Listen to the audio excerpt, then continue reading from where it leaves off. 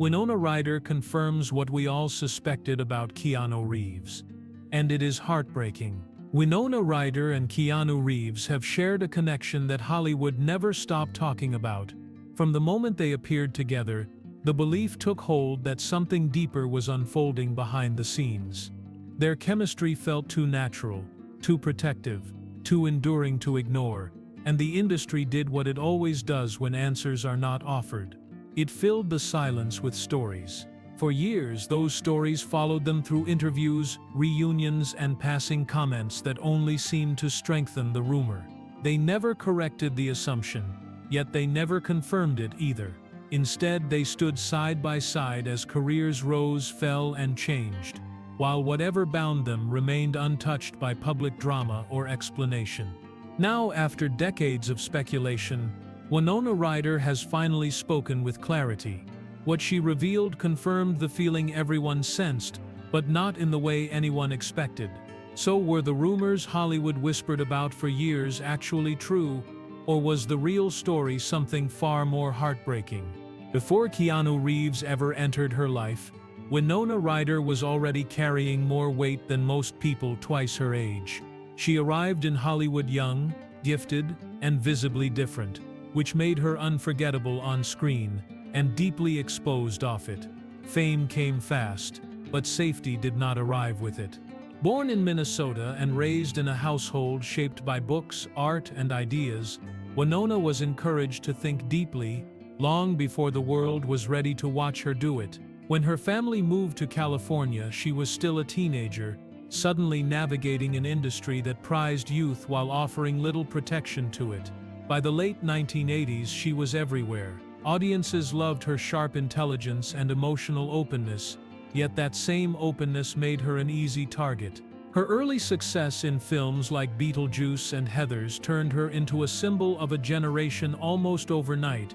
By 1990, Edward Scissorhands cemented her place as a star, but it also fixed an image that followed her for years.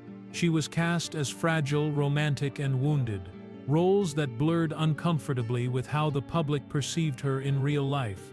That confusion made it harder to separate performance from person. Behind the attention, Winona was still growing up. Interviews from that era show someone thoughtful and serious, often uncomfortable with the spotlight trained on her. Hollywood rewarded her sensitivity on screen, yet off-screen it demanded resilience she had not been taught how to build. The industry moved fast, and she was expected to keep pace without stumbling. By the early 1990s, the pressure was visible. Fame brought scrutiny, and scrutiny brought judgment. Every choice became a headline, every expression a clue people thought they understood. She continued working, continued delivering performances that resonated deeply, yet there was a sense that she was holding herself together rather than being held. This was also a time when Hollywood operated with fewer safeguards, especially for young women. Directors held immense power, reputations were fragile, and saying no came with consequences. Winona learned quickly that vulnerability, the very thing that made her compelling as an actress, could be used against her in rooms where she had little control. Still, she did not harden.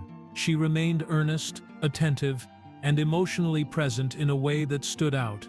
Colleagues often described her as kind and deeply invested in her work. That combination, talent without armor, made her rare. It also made her someone who needed trust, even if she never said so out loud. By the time she was cast in Bram Stoker's Dracula in 1992, Winona Ryder was famous, respected, and quietly exhausted. She had already lived several public lives before reaching her early 20s. She knew how to perform strength, but she had not yet found the kind of steadiness that does not need to perform at all. What mattered most about this moment in her life is not what she achieved, but what she lacked. She had success, visibility, and admiration, yet emotional safety remained uncertain. The industry around her was loud and demanding, and genuine protection was rare. It was in that space, before defenses fully formed, and before disappointment could turn into distance, that she met Keanu Reeves. Before Winona Ryder ever crossed his path, Keanu Reeves had already learned how fragile life could be. His story did not begin with ease or certainty, and that early instability shaped the quiet, observant man Hollywood never quite knew how to categorize. Fame came later. Loss came first. Keanu was born in Beirut and moved frequently as a child, living in places that never felt permanent. His father was largely absent, and by the time Keanu was young, his family life had already fractured. School never fully fit him either. He struggled academically, particularly with dyslexia, and moved through several schools without finding a place where he felt settled. What he did find was acting, not as an ambition at first, but as a way to belong somewhere, even briefly. By the mid-1980s, Keanu began working steadily, taking roles that reflected his restless energy and physical presence. Early success arrived with Bill and Ted's Excellent Adventure, which made him recognizable but not fully understood. The public saw the laid-back persona, yet beneath it was someone reserved, introspective, and careful with his inner life. Unlike many of his peers, Keanu never appeared comfortable playing the Hollywood game. He avoided spectacle, kept interviews brief, and rarely spoke about himself, unless pressed. Even as his career accelerated, he lived simply by industry standards. Co-workers noticed that he treated everyone the same, from crew members to executives, without hierarchy or performance. That consistency quietly followed him from set to set. As the 1990s began, Keanu was in demand, yet remained oddly untouched by the machinery around him. Films like Point Break and My Own Private Idaho revealed his range, but they also reinforced a pattern. He gravitated toward roles that carried emotional weight without excess. Pain, longing, and restraint surfaced again and again, not loudly, but persistently. It shaped how he moved through professional spaces. He did not impose himself or take advantage of moments of weakness. When conflict appeared, he often chose distance over escalation, a pattern that was never dramatic, but always consistent. Power, when offered, did not seem to interest him. In an industry fueled by ambition, that absence of hunger set him apart. Loss would later become central to how the world understood Keanu Reeves. But even before those public tragedies, he carried an awareness that nothing was guaranteed. Winona Ryder and Keanu Reeves met at a moment when both of their lives were already in motion, yet not fully settled. The year was 1992, and the film that brought them together was Bram Stoker's Dracula, a production steeped in intensity, ambition, and emotional excess. On paper, it was another prestigious role. In reality, it became something far more personal for both of them. The set itself was demanding. Directed by Francis Ford Coppola, the film carried enormous expectations, not only because of its scale, but because of the emotional extremes it required from its cast. Long days, heightened scenes, and a constant push toward vulnerability defined the atmosphere. For young actors still finding their footing, the experience was immersive and at times overwhelming. Winona Ryder was cast as Mina Murray, a role that asked her to embody devotion, fear, and longing all at once. Keanu Reeves played Jonathan Harker, her on-screen husband, whose journey through danger and displacement mirrored the film's darker emotional currents. Their characters were bound by loyalty and endurance, themes that would later echo in quieter ways off-screen. One of the most talked-about moments during filming was the wedding scene. Unlike many productions that rely on symbolism alone, Coppola chose to use a real Romanian priest to perform the ceremony. The intention was authenticity, but the result carried an unexpected weight. The vows were spoken. The ritual was completed. Cameras rolled, but something about the moment lingered beyond the frame. Years later, both Ryder and Reeves would reference that scene with a mix of humor and sincerity, acknowledging that it felt unusually real. At the time, however, neither treated it as anything more than part of the job. They were professionals, focused on the work, navigating an environment that demanded emotional openness while offering little room to process it.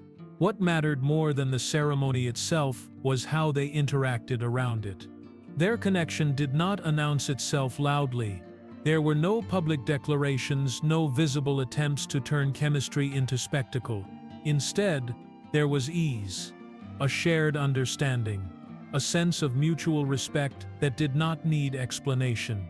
Winona has spoken openly about the difficulty of that period in her career, and about moments on set where she felt uncomfortable.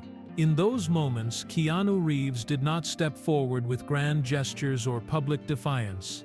His support came through restraint. He refused to participate in behavior that would humiliate her, even when encouraged to do so for the sake of performance.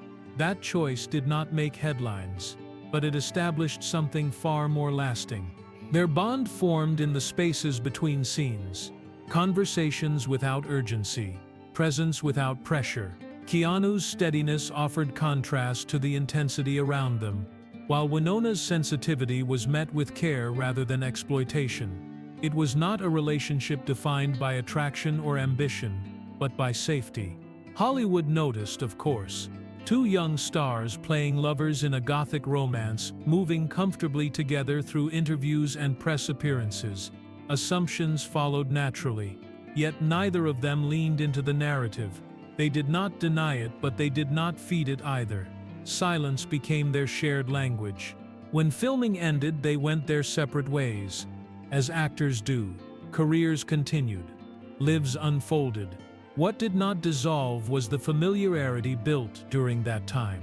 They stayed in touch, quietly, without turning their connection into a story for public consumption. Looking back, Dracula stands as the place where their paths first crossed, but it also marks the beginning of something that resisted easy definition. What began as a professional collaboration carried an emotional clarity that neither tried to reshape. They met not at the start of their lives, but at a moment when both were learning what they needed to survive Hollywood without losing themselves. And in each other, they found a presence that asked for nothing and offered something rare. A bond formed not through romance, but through recognition. Once Bram Stoker's Dracula was released, Hollywood began telling its own version of the story. Winona Ryder and Keanu Reeves were young, visible, and emotionally convincing on screen, which was often all the industry needed to draw conclusions. Their connection appeared effortless, and in a culture trained to turn chemistry into headlines, that ease quickly became a narrative. The rumors did not arrive all at once. They accumulated slowly through interviews, press tours, and the way they spoke about each other with warmth but without performance. There were no public displays meant to provoke attention, yet the absence of denial became its own kind of confirmation in the public imagination. Silence in Hollywood is rarely interpreted as neutrality. What sustained the belief was consistency. They did not drift apart in the way many co-stars did after a film wrapped. Years passed, careers shifted, and yet their tone toward one another never changed. When asked, they smiled. When referenced, they spoke kindly. Nothing dramatic occurred to disrupt the story people had already written for them. The wedding scene from Dracula added fuel years later. When Winona Ryder mentioned that a real Romanian priest had performed the on-screen ceremony, the industry latched onto the idea with enthusiasm. The detail felt irresistible, half factual and half mythic. When Keanu Reeves acknowledged it with humor rather than dismissal, the line between joke and belief blurred further. Hollywood thrives on categories, and Ryder and Reeves fit none of them cleanly. They were not an official couple. They were not former lovers. They were not estranged or nostalgic in the way reunited co-stars often are. Their connection existed in a quieter space, one that did not translate easily into headlines.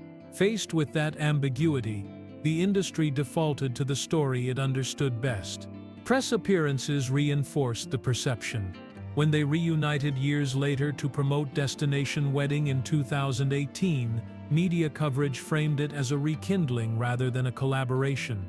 The language of romance followed them again, even though both described the experience as working with a familiar friend. Their comfort with one another was mistaken for unfinished business. What Hollywood missed was intention. Ryder and Reeves never used their bond to advance a narrative or cultivate intrigue. They did not appear together strategically. They did not trade on the speculation. Their careers moved independently, intersecting only when the work made sense. That restraint stood in contrast to an industry that often rewards visibility over authenticity. Another factor quietly shaping perception was protection.